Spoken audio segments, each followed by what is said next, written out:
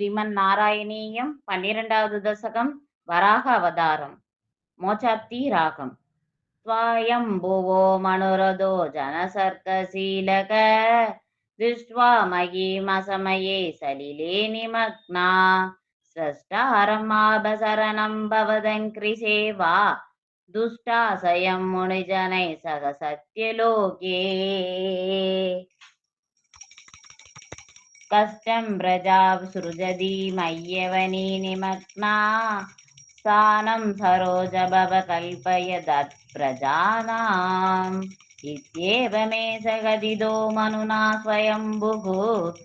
अम्बोरुगाचदवपादयुगं यसिन्दिति श्रीवराहावतार श्लोकम् हा हा विभो जलमहं न्यबिबं पुरस्तात् अत्याभिमज्जधीमहि किमहं करोमि इत्थं त्वदङ्घ्रियुगलं शरणङ्गदोऽस्य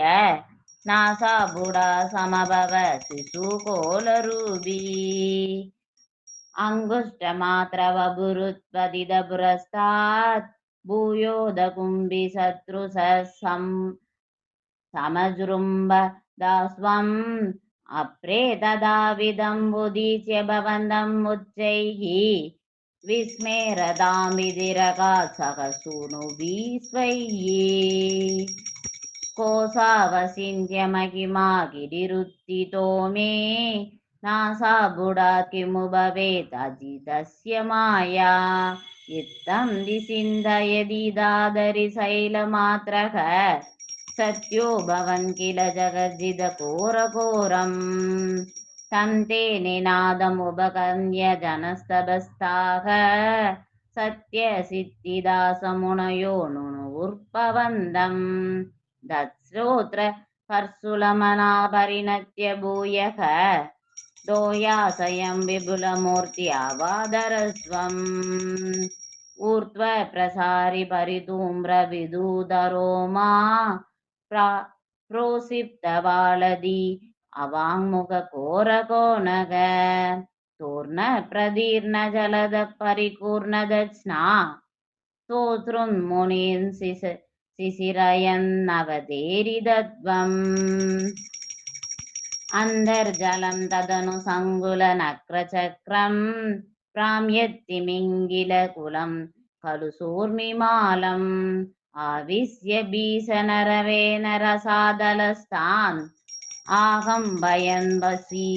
वसुमतीं मगवेशयस्वम् दृष्ट्वा ददैत्यकदगेन रसातलान्ते संवेशिदां जडिति कूडगिरिर्विभो त्वम् आबाधुकान् अभिगणय्य सुरारिकेडान्